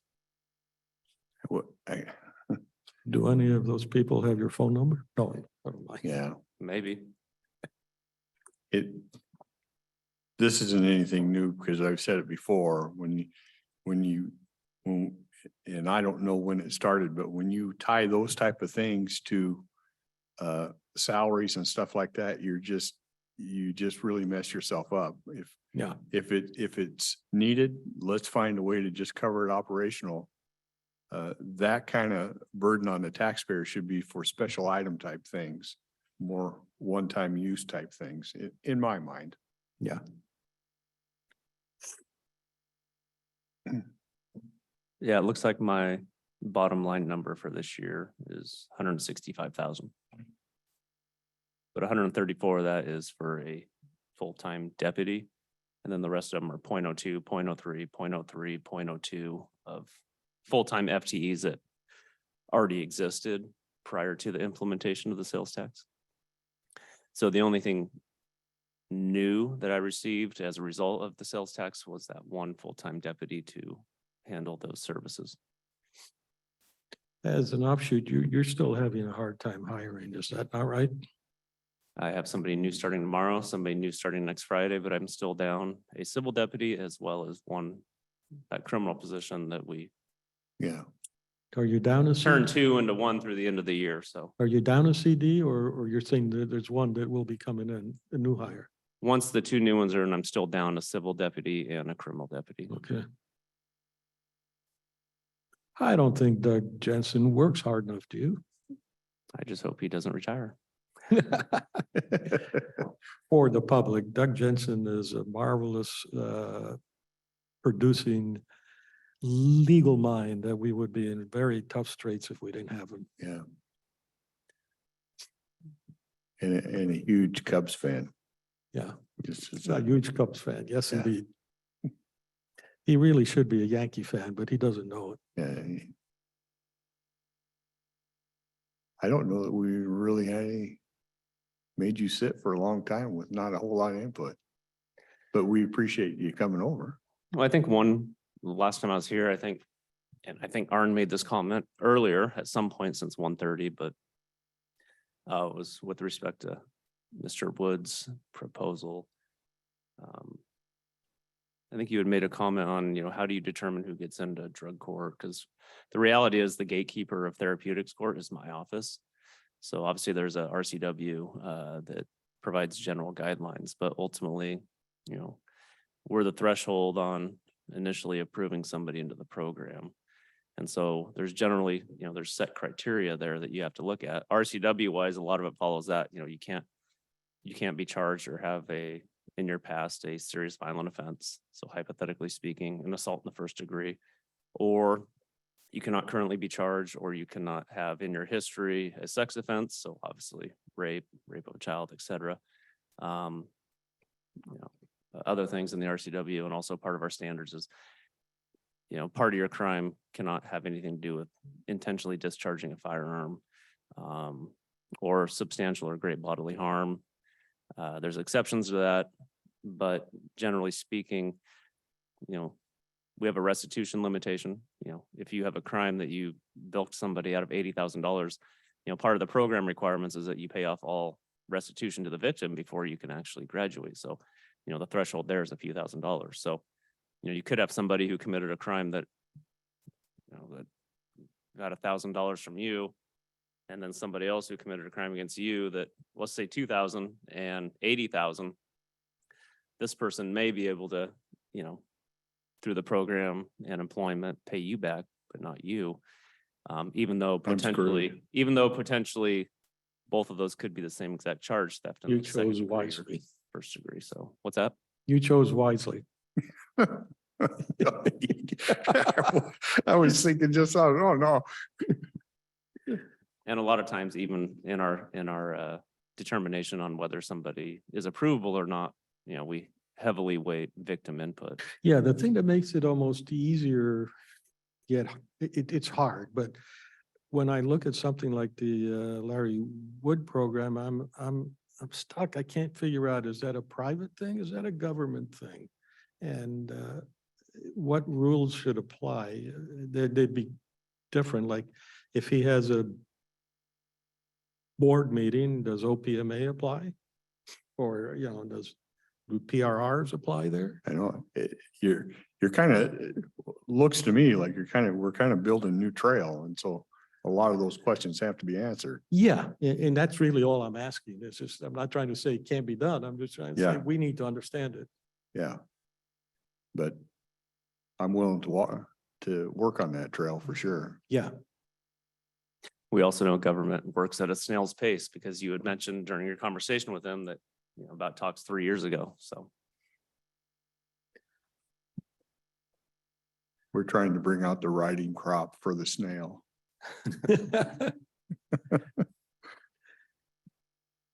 Is there time for a miscellaneous? Yeah. Gina, do you want to partake in a miscellaneous? Oh, you did? Oh, we'll do Oh, okay. yours.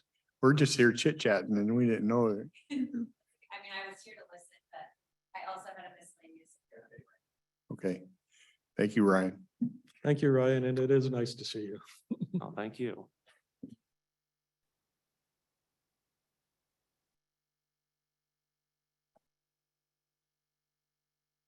So I just wanted to circle back with the board again on the Opioid Abatement Council item.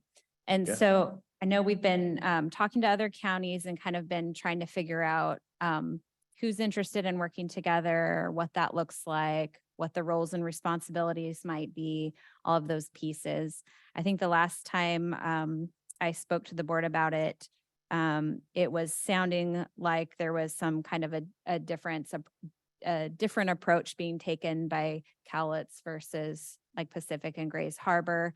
A few more conversations later, they've come back to us and said, no, I think we're all on the same page with what the Opioid Abatement Council could look like.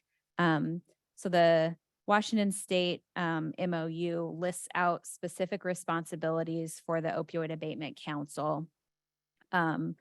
In discussions with David Berger, it sounds like we're on the same page with what those, with the Opioid Abatement Council made up of local governments included, and we're talking about Cowlitz, the City of Longview, the City of Kelso, potentially Grays Harbor County, Pacific County, and Wahkiakum County, working together to be our Opioid Abatement Council. So that council has to be made up of one member of each participating local government, which would be, one person from each of those entities. And that group, that body has specific responsibilities listed in the MOU. There's some pieces that might make more sense for one entity to do, like one of the responsibilities is to post expenditure data online, so it's publicly available. And while each local jurisdiction can do that themselves, and that I think that would be the desire, Cowlitz is happy to also just link or have a platform where it's in one place. And I think we've talked about that a little bit before. There's one piece I want to make sure to point out that one of the responsibilities of the council is hearing complaints by participating local governments related to two things. One is failure to use opioid funds for approved purposes, and the other is complying with reporting requirements. So if there were ever complaints about either of those two things, that is supposed to come to the Opioid Abatement Council.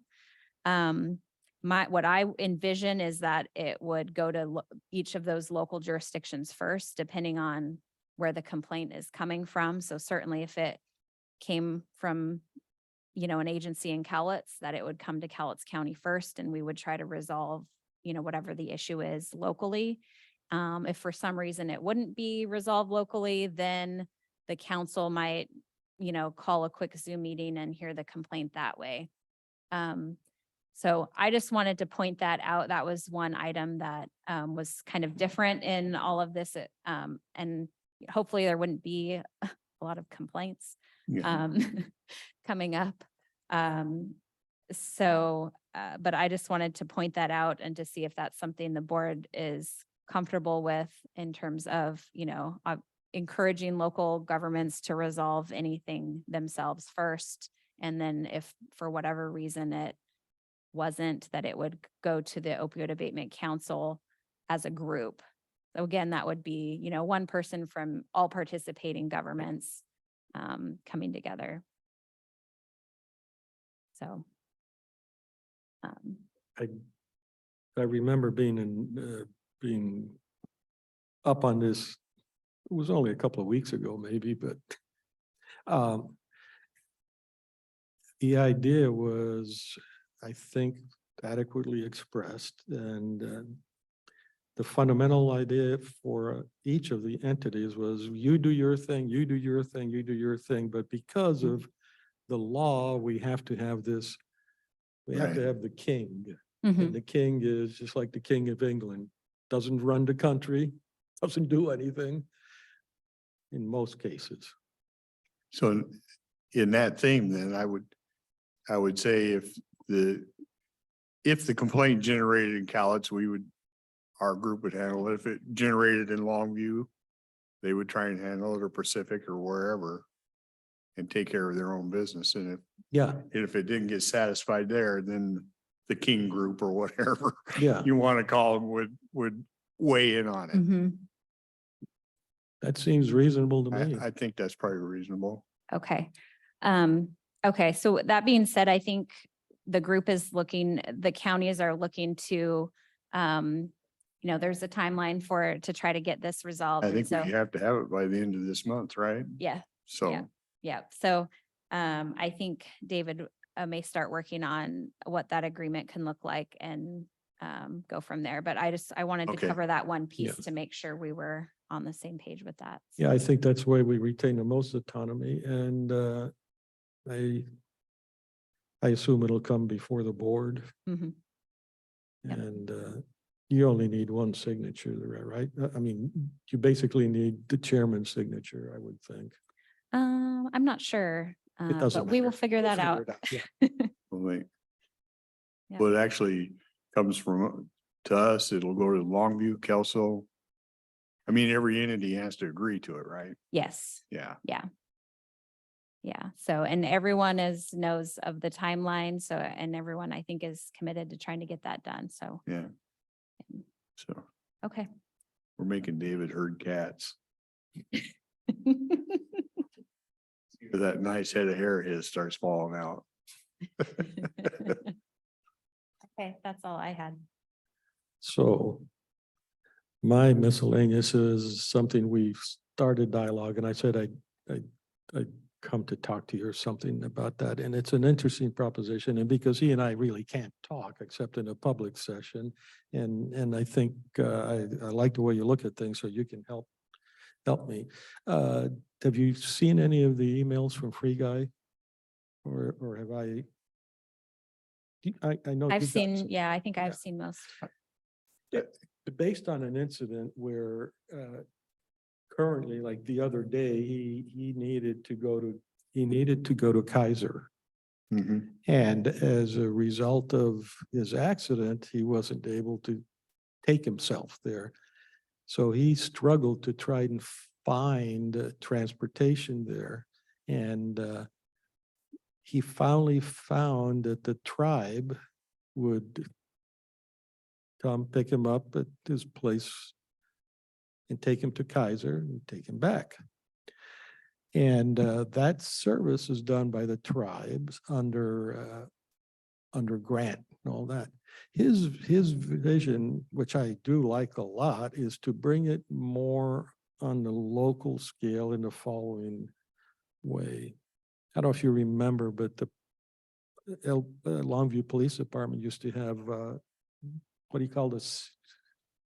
Senior alligators, or they would be in a car and drive around, and if they spotted an issue, they would. Oh, I don't remember the name, but I know what you're talking about. Yeah, and that seemed like a good program, which would fit some of what we heard earlier in terms of making the community feel like they're part. Anyhow, that would be a sideline. In this case, he feels, and I think he's correct, that it doesn't make sense to have someone come up to us from Woodland to pick up a guy to drive him a mile or 2 miles to something here. So it's a trip of 10 times the number of miles just for the positioning. So he would like us to organize what he calls a quality of life district. He calls it a QLD. And in that sense, and always details to work out, but there are many seniors around who they're retired, but they still are able to drive. They still have opportunity. They still have the means to drive. And thinking forming an organization such that a senior becomes a member of the club, and the senior might get paid or pay into it. There's some details there, but the idea is local people who have time. Think of it as a specialized Uber, but in a voluntary basis of sorts. And if there's some details to work out in there, and the nomenclature is important, because if you say it this way, you've got these problems. If you say it that way, you don't have the problem. So from a legal standpoint. And so I was doing, I think it would be one of those novel things to do. You've heard me say we paid whenever I did the calculation, probably 5 years ago, $10 per passenger mile for the transit system. And there are various different transit places that will come to you, but it's a van typically, and it's just much more than it needs to be. It's just like if I called you up and said, Rick, I broke my leg. Can you take me down to my doctor's appointment? You'd say, sure, no problem. You do it. Who's this? Well, there is some presumption there. Yeah. And so I was hoping that it made sense from a bureaucratic standpoint to try and figure out what it is we'd have to do to make that happen.